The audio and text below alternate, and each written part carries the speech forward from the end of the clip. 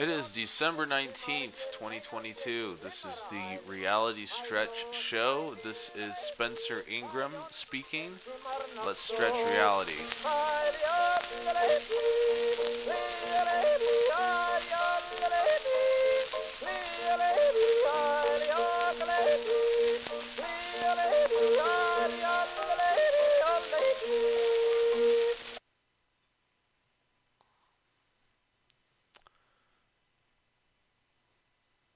See, I gotta get more organized. We gotta make this happen. It almost didn't happen today. I almost broke my goal. I almost slept in. I almost didn't get up. Now, I do have a 7 a.m. commitment, so this is gonna be short and sweet.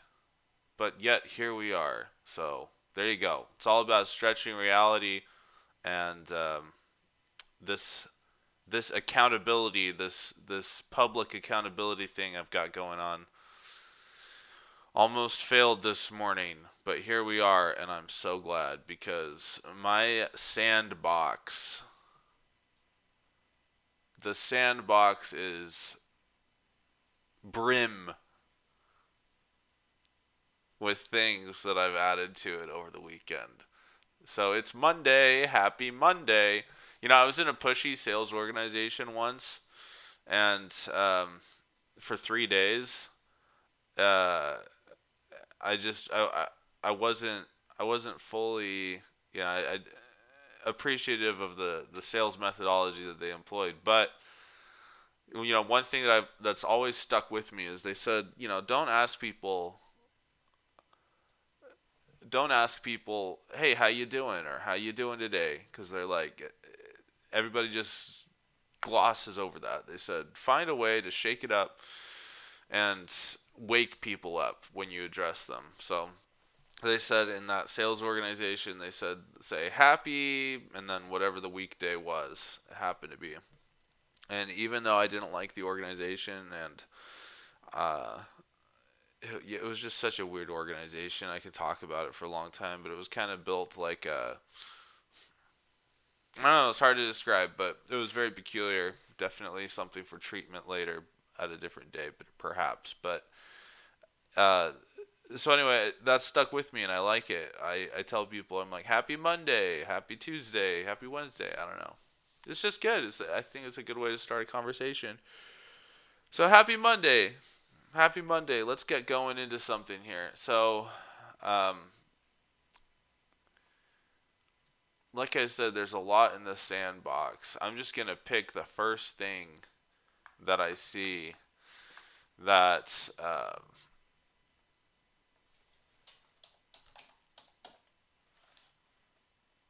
I'm really not something interesting that's going to need to change if this is going to be successful. I'm really not a morning person. And so rolling out of bed and coming out here and trying to wake up my brain to be productive, I go to sleep with wonderful thoughts, magical thoughts of what I'm going to get up and do the next day, including what I'm going to get up and talk about. And I write things down in my sandbox, and I'm all inspired, I'm all motivated, and then I go to sleep, and a few hours later I get up and I'm like, hey, that was a different person. So I'm much more of a night person. But here's the deal. I want to be a morning person. So and I made this commitment to do the show in the morning, and it would be much harder for me to do it in the evening because that's family time. So anyway, here we go. So I've added a whole bunch of things to the sandbox, a bunch of things. Again, how proactable are you? I still think that's a great word, and I'm going to do everything I can to get it out there. Proactable. So, proactable is the measure by which you are enthusiastically, diligently, responsibly, definitively smashing your tasks for that day. Okay? How proactable am I going to be? I have a lot going on, a lot of ideas, and the real tragedy of the type of scatterbrained entrepreneur I am is if I have way too many things going and I don't take action on any of them, that's going to be the biggest failure if I don't take an action. Real quick, I just want to mention if there's a chance of a positive outcome, that is reason enough for action, in my opinion. I think that's the nature of a real risk taker. Someone who's willing to make sacrifices and take risks because there's a chance of a positive outcome. And I think that chance is reason in enough in itself. And you can weave into that thought um, different ethics or philosophies or principles, because obviously that changes in different situations. So it may not work in every situation, but in most situations, the chance of a positive outcome is enough of a reason to pursue the action that creates that chance. So some interesting ideas. I was playing around with. So let me spit some of the most interesting ideas that made it into my sandbox over the weekend. So first of all, if you need some instant motivation, then watch the victory celebration videos from Argentina. They won over France. They Argentina won the World Cup yesterday in Qatar. And if you want some inspiration, immediate pump up, and good feels, just watch the celebration videos. In Argentina, it was crazy. I was watching these videos. I'm like, man, I should really make a compilation of these clips, and I should watch it every morning because it's a good pump up, good motivation, good vibes. It does beg the question, how do we get to the point where we're celebrating a general win without regard to whether or not we were on the quote unquote winning team, if that makes sense? Like, I'm sure that there were some people in France, I would hope, that were celebrating the Argentine victory. Of course, there've got to be Lionel Messi fans in France. That goes without saying, of course. But even still, how do we get to the point where we can celebrate generally the effort expended and celebrate a victory? And then how do we apply that same principle in life? Because surely what happens most of the time is, not most of the time, that's too pessimistic to say. Oftentimes in life, people celebrate defeats. So they'd celebrate a win over someone else rather than their own win. So sports by nature is we talked about the artificial podium and how really any venture that creates a podium where there's only one spot at the top of the podium is a competitive venture where not everybody's going to win. But can you create that scenario where there is only going to be one winner, but presented in a positive manner to where everybody enjoys the process and there are really no losers? How can you frame that in your mind to be able to compete but not have losers in your mind through your positive attitude, to celebrate the victors and not gloat over the losses, in a sense? Because I really think that there are some people in life who, if they were to win, define themselves as winning at something, they celebrate more so at beating someone else rather than their own win. So how can we celebrate each other's wins and winning in general rather than celebrating someone else's loss? There's a difference there. I think it comes into personal perspective on life. Is this one of the most important questions that someone can answer? Now, this quote is roughly attributed to Albert Einstein, and yes, I have searched on the internet to see if I can find where this quote was where Einstein could have said this quote, and I can't find the info anywhere. So take it with a grain of salt that he actually said this. I mean, who knows? I don't lend a lot of credence to it, but the principle is, the most important question someone can ask for themselves is someone can answer for themselves is this a friendly universe? Is this a friendly universe? And that's one of the most important questions that someone can answer for themselves. And I think it takes for someone to celebrate general victory, whether it's their own or someone else's. I think that person has to adopt an understanding that it is a friendly universe. This is a net safe space, a sandbox, an environment where we are here as a human experiment to learn, to grow, to develop. Yes, there's a lot of hurt, there's a lot of pain. I was thinking about this as well. We were talking about escalation and interacting with people, where I think, the pain that someone perceives as coming from someone else, when dealt out in equal measure, ends up with an escalation factor.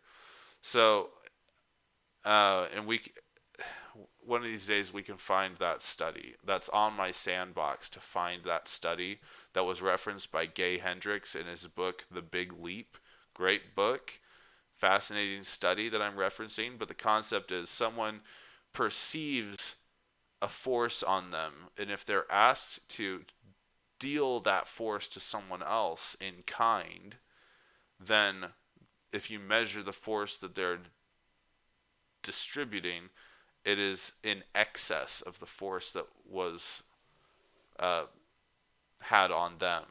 So there's an escalation factor baked into what someone perceives was the force or pain, and what was actually the force or pain. So in life, people get caught in this trap where I think that people generally want others to experience the same things they are experiencing. So if they believe that they've been the recipient of a net pain or net loss in life, they've been dealt a difficult stack of cards or whatever, they will dish that out to other people. And I was just listening to David Goggins on the Joe Rogan show, and he was talking about how his dad was so abusive to his mom and to him. And he talked about this as well, that he just said his dad had a lot of baggage. He had a lot of emotional baggage, and which he probably received from his father and mother, one or the other, maybe both. And because he didn't process it, he passed it on to his son, David. Now, I think that's so profound, and it just illustrates perfectly what we're talking about here, because someone can want to distribute pain that they've received, or similarly, they can want to distribute pleasure, joy, happiness, peace, if they feel that they are a net recipient of these things. This may happen consciously or subconsciously. But the real reality stretch, the real change in this world is for someone to decide to process the baggage, the negative baggage, and not pass it along, and receive or generate positive impacts and pass those along in perhaps a greater measure than what was actually received. Now, this transformational principle that helps people process this is gratitude, in my opinion. And again, I define myself as a religious person. I believe in Jesus Christ. For me, the transformative nature of Jesus Christ and his atonement is the single largest factor in my ability to change from truly holding a grudge against someone to truly forgiving them and wanting the best for them. Jesus taught, love your enemies, pray for those that despitefully use you and persecute you. And that is so profound. All right, so that's a little daily riff or monologue there. Just generally speaking, how do we celebrate general victory and attract it into our life? I believe, to recap, the transformative way to process what we may perceive to be as a net problem, a net negative, net pain, the ultimate way to process that is to use gratitude to recognize the positive in your life. And to supercharge that, I think the most positive way to transform and process baggage is to lean on God, lean on Jesus Christ, and believe in them and follow them, because they are an infinite source of goodness, truth, and light. So if our world is a net energy system, then God and Jesus are the infinite positive energy that we can channel to bring to this earth, this environment, an abundance of blessing and positivity. Um, anyway, but I think that the gratitude is a principle that Jesus exemplified. I think we should exemplify it in our lives. Be grateful for what we have, because I think that's how the lens of our perspective shifts, to celebrate victories of others rather than being resentful about our loss, or graciously celebrating our own victories but not the defeat of others. And again, important question to answer for yourself is this a friendly universe? And I sincerely believe that it is. I sincerely believe that it is. There was a no, I'm not even going to get into that. Never mind. Maybe I'll add it to my sandbox. Let's see. Give me a second. I'll add it. Food. But anyway, the sum of it, and I'm not going to look it up right now, but I am just going to mention it. There was some food corporation that was starting to add like pharmaceuticals into their food, and some people were pushing back, saying, doesn't this cut against the all natural movement? And the CEO of that corporation said, since when has nature been our friend? I mean, the history of mankind is a history of nature trying to kill us and us adapting. And I'm like, hey, that is such an interesting and honest perspective. I don't know that I agree with it. I don't know. I don't think I agree with that. But I think it depends on what you define our environment and what you define as nature. Because I think the universe is friendly, but I definitely think that there are some pressures on humanity that stimulate growth.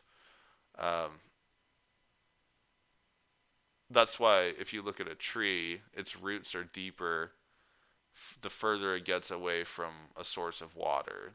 And trees that are next to a river with an abundant supply of water and a very high water table do not put their roots down deep enough and often get blown over, for this analogy. The same goes for humans. I think there's some opposition. There must be opposition. And it just makes us stronger and prompts and prods us along the path of personal development and progression. All right, so now let's get to some meat, some substance. We're 20 minutes in here. I'm probably only going to go for another 10 minutes. So let's talk about some actual good ideas. ChatGPT, real quick. I've been thinking a lot about animation, and good animation is super, super time consuming. So I just Googled. I'm not gonna quote the source, but something said it takes well, let me Google it. Why not back it up? All right. So how much per minute does it cost to animate a movie? Well, that's probably poorly worded, but yeah. So this production hub thing, is it credible? Production hub, what is it? I don't know, but Published on Friday, October 22nd, 2021. How much does animation cost per minute of video? This was an astronomical um, factor. Okay, so cost of animation. With a variety of factors influencing the final price of an animated video, it's not so easy to decide the average price of animation. Uh, Two videos of the same duration can cost entirely different due to the animation used, the level of expertise of the designer working on it, along with the fluidity of the video. Having said that, here are a few price ranges that you can expect to pay for a 1-minute animation. So we're looking at like $3,000 to $7,000 per minute. Um, that's the lowest budget. Very basic 2D animations. Fluidity can be a little jerky. Characters may look unrefined. Um, Usually running stock elements. Smaller budget projects, video production companies may not offer services like voiceover scripting and music, and these are going to incur extra costs. Looking at $10,000 to $20,000 per minute, $20,000 to $50,000 per minute, if for a high quality 3D animated video. So I mean, look, that's crazy. If this is accurate, okay, or $50,000 to potentially $1 million plus per minute at this price range, studios offer broadcast quality animation. Bigger projects that hold nothing back. Companies offering all services right from designing the concept to scripting to creating 2D, 3D animation, advanced effects, and a lot more. So, and then it goes in to break down the key elements of the animation cost. Who wrote this? It was, um,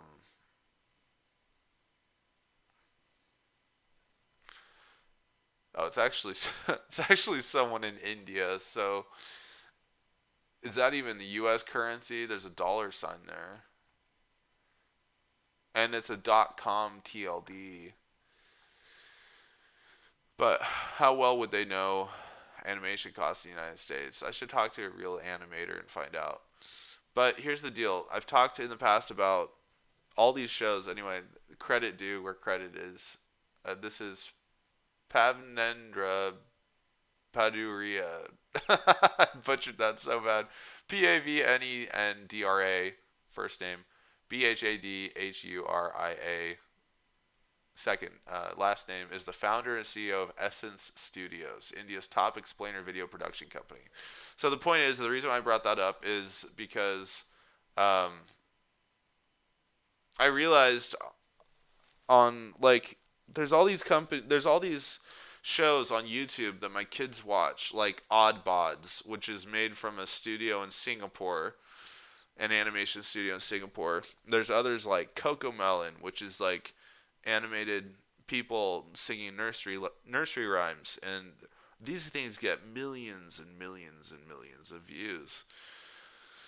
And there's an abundance of just garbage in the kids' video space domain. And my sister and I were talking about this the other day. She's got kids. We were talking about this, and we're like, they could turn on like a 20-minute video of someone doing a walkthrough on a video game or something, but there's no dialogue. It's just the characters walking around doing silly things, and it could be 20 minutes long. And then at like timestamp 15, 18, like everything's been fine, everything's kid friendly, and then all of a sudden, like, one character moons another, drops an F-bomb, then chops the other guy's head off. And it's like, whoa, where did that even come from? Like, that's so not appropriate, and the rest of the video's been fine.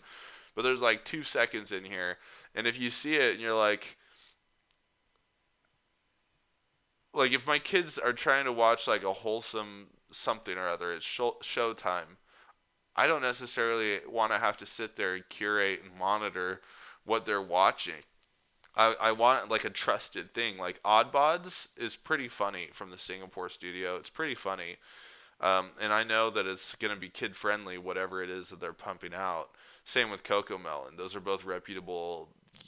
Kids love them. It's great. But I was thinking, how can we just pump out content for kids or for a different target audience? And this is one of the ideas that is in my sandbox, is to use ChatGPT to generate a funny story, and then use AI art to instead of trying to animate something, because it's very cost prohibitive, although I did find a studio over in like Nigeria on Fiverr that charges like $800 for like a 5 minute animation, which is like really long. And I'm like, okay, so that's really cheap. That's doable. Like you need someone who has the skills. And I looked at their portfolio on Fiverr and the things they've animated, and it's actually really high quality and like really good, really cool. So if I ever had a big budget for something, big budget in quotes, relatively speaking, compared to what I want to do, which is free, then I definitely find a firm like that to hire. But I was thinking, what's a quick entry into something interesting? And I was thinking I could take ChatGPT and have it pump out a narration or a story, and then subscribe to some sort of AI voiceover and input the ChatGPT script into the voiceover to get a voiceover audio file, and then also take um, Stable Diffusion, the AI image generator, and create prompts based off the ChatGPT content, and then do a tilt pan zoom live photo treatment, maybe cutting every 15 seconds or so, depending on the cadence of the story, and just combine the narration, the AI generated art, and I did find, I think it's called like Dreamscape. I want a Dream Studio. So Dream Studio, by the way, there's a lot of AI generated stuff, but it looks like beta.dreamstudio.ai/dream. It looks like that is the I'll try to remember to put this in the show notes. It looks like to me that was the best thing I could find, because it looks like it's the official current release by the Stable Diffusion project. Alright, so let me pull up my show notes document. I'm going to add this link, and I'm going to, oh, by the way, where I decided to publish my show notes is, um, I decided to just create a Substack. It's free. It's a great platform. Modern. A lot of people are using it. So I created a realitystretch.substack.com, and that's where I'm going to be posting the show notes. Now, let me switch to my monitor here. Actually, we don't really have time, but I did generate a story. Now, I found an interesting way. Let's see here. Okay. On ChatGPT. Chat.openai.com. Alright, so I used a random word generator to decide what subjects to use in ChatGPT, and then I was like, what am I doing here?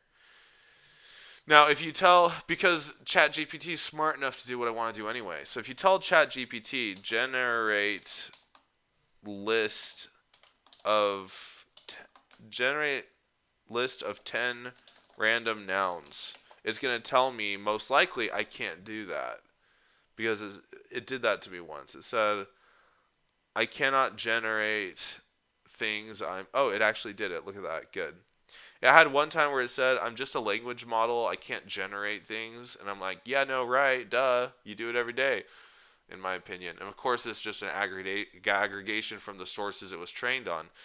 But I found a workaround is to say, like, write 10 nouns selected at random. And that, steering away from the language generate, fixed the issue. But this time I wrote generate list of 10 random nouns. And it gave me a list. Cat, tree, ocean, car, table, mountain, book, computer, phone, flower. So almost like an ad-libs type game, I found a way to basically bake what I would use to create a creative prompt, because to me, entertainment with my sense of humor has to be somewhat unexpected. There's got to be an element of surprise in humor. That's why I think it's funny to create the most random prompt possible and see what ChatGPT spits out. But what's better than me creating a random prompt is for me to tell ChatGPT to create a random prompt. So what my prompt looked like became list 10 nouns randomly selected. Then take those 10 nouns and weave them together in a random or recursive order into a 3-minute story geared towards children. And if you want to be more specific, you could season this by saying add elements of humor, add, and so let me do this real quick. So I'm going to say, because I need to go, so take these concepts and weave them together in a random or recursive order.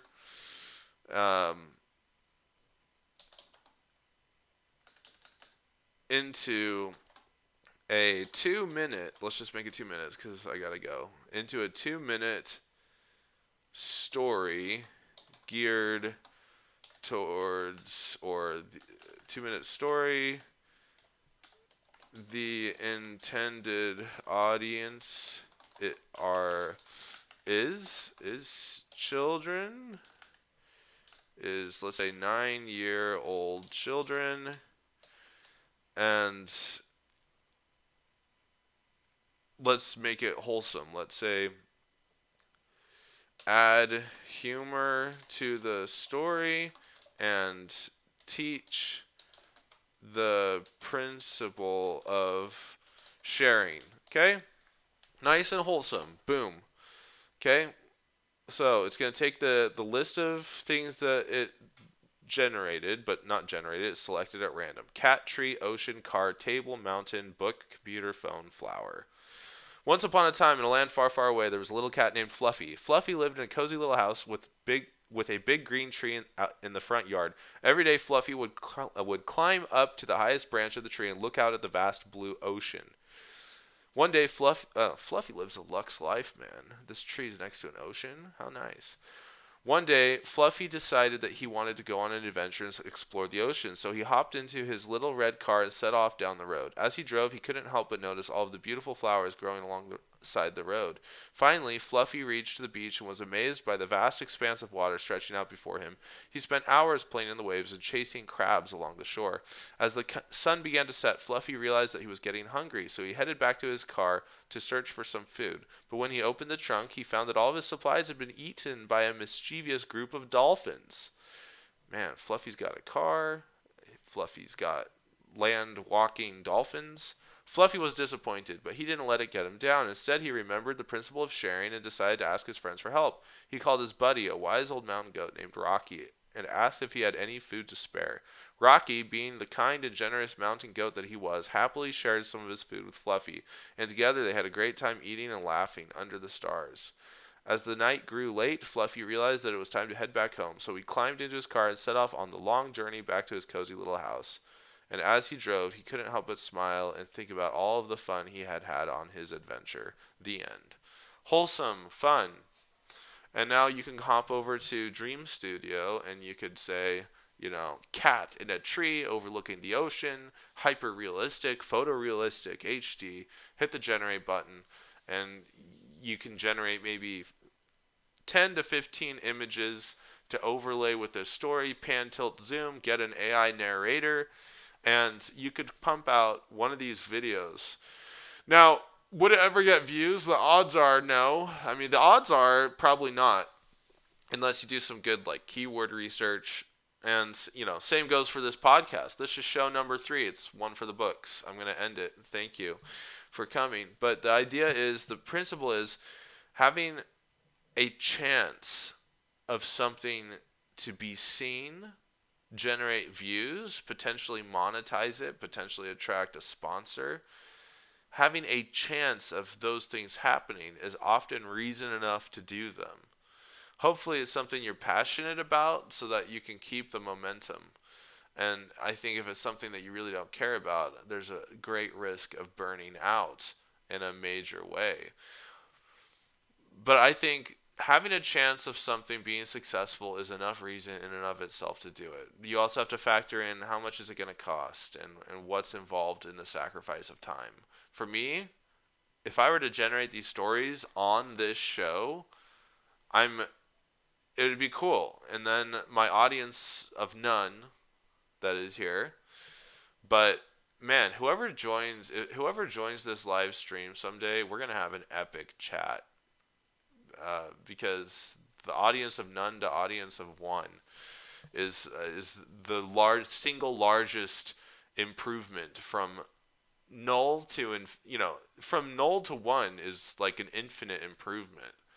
There's really no way to comprehend none to one in the jump. So hopefully the first person that ever joins this live stream on a regular basis will become an integral part of this program.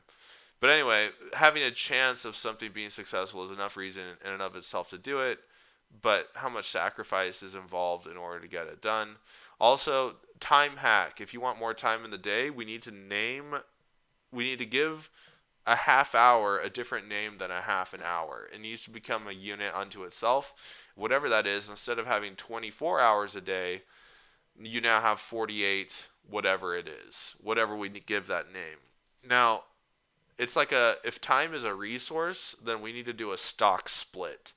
If time is a valuable resource, let's do a stock split. Give ourselves more time and make those half-hour segments more impactful and more productive, trending towards the production that we could normally get out of an hour.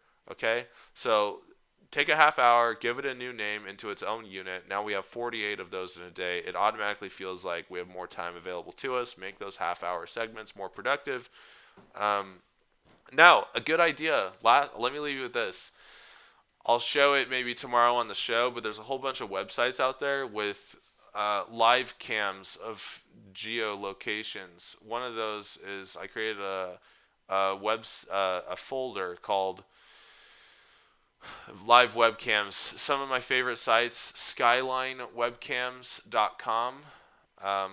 Let me scroll to the bottom and see what the copyright notice is on it. It's just copyright by Visionary SRL. Who is it? Where is it? What is it? Let me hit contact us and see if there's any indication. So they're in Italy. Skyline Webcams. Now, let me tell you my Shark Tank idea. If I were to ever be on Shark Tank, this is what I would pitch. But I don't know how to research the market. All I'm saying is I think that there's a huge demand in my mind, because there's a demand in my mind. And if it's in my mind, I am not unique. It's got to be in other people's minds. I want to take a live cam of like Manhattan, because they have one in Manhattan, or the Eiffel Tower, which is, they've got World Heritage Sites, World Wonders, they've got beaches, they've got, here's New York 42nd Street. You can watch these live cams of these historic locations all around the world. I want like a picture frame, like, how people put their digital pictures on a digital picture frame? I want something like that, but a higher quality screen and a larger screen, so that I can have artwork hanging on my wall that has the ability to hop on a Wi-Fi network. And I want to create like a GUI and a browser to be able to hop into the IP address of the display and be able to give it different source links, adjust the settings. I think that'd be the easiest way to do it, rather than like a Bluetooth interface between the phone. But the point is, I want to be able to sit on my toilet and have like 4 beautifully decorated picture frames that are displaying live cams from different parts of the world. I want to be able to sit on my toilet and watch that. But it doesn't have to be a toilet. It could be an office. It can be on my office wall behind me here. The point is, look at this. They've got the Milan Cathedral. They've got Venice, the Rialto Bridge. Let's click on one real quick. Let's click on New York 42nd Street. Now, this one is actually offline.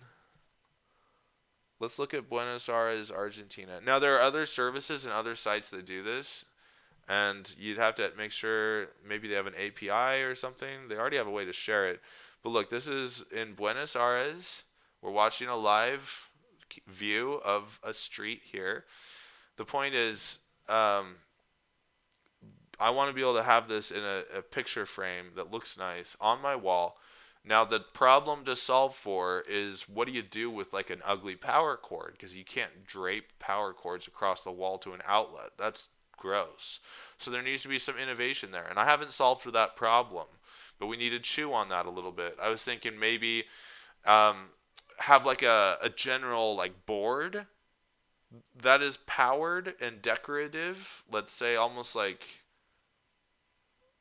a shiplap type thing with power sockets that you put the pictures onto. And then there's only one power cord to deal with that goes to the whole unit to supply power. But at least that's just one to deal with. But what's another way? And maybe if you want to get really advanced, maybe you can put an outlet, a recessed receptacle behind this panel. But is that too much work? Is there an easier way to do it using low voltage, not Romex and a single gang outlet? Is there an easier way to do it that doesn't require, hacking into your wall? Is there maybe a decorative way to send a low voltage wire somewhere on a wall? I mean, is there a creative way of like a decorative tape that you can put over a wire, or is that too hokey? I've seen some beautifully done external wire chases. So that's the problem we need to solve for. Two things. What's the best, cheapest screen? Would it be better to just get these cheap tablets that are sold on eBay, sold online, a cheap tablet, and build this 3D print a screen around it? Or would it be better to go the BeagleBone, Arduino, Raspberry Pi route to build this thing? So, my audience of 0, no one's going to do this thing. So I better do it. But if I had an audience, then it's which one of us is going to do it first? But somehow we're going to do this. I need my day jobs to be successful and generate revenue, so then I can hire an embedded systems person on Fiverr to say, design me a screen. I would like it to be about maybe a 10-inch touch screen on an Arduino or BeagleBone or Raspberry Pi, and I want a 3D printed frame around it. But the idea is, what's the cheapest way to mass produce an image with a frame with a touch screen? You can hop on your Wi-Fi network that's assigned an IP address dynamically, that you can see what the IP address is up in the top corner if you poke the screen, and then you can use your phone that's also on the same network to hop into the GUI and be able to control what sources it will display. But I want to have live webcam art on my wall, and by gum, we're gonna find a way to do it. And if it's not me, someone else better do it. I'm going to project it out there in the universe. By this time next year, I either want to be able to buy one of these, because I can't. I've looked. I want to be able to buy one, or I want to be able to make one and sell it to other people. There you go. Hot take. Good idea. We talked about generating stories with ChatGPT, with narration, voiceover, pan, tilt, zoom images. We talked about I want live webcam art on my wall. Done. There you go. Well, outro. This is Reality Stretch. I'm Spencer Ingram. Copyright Spencer Ingram. Yada, yada, yada. Almost 2023. Can you freaking believe it? I'm jazzed up. I got 15 minutes to get to my 7 a.m. appointment. And I will upload this as a podcast later because I don't have time right now. Go stretch reality.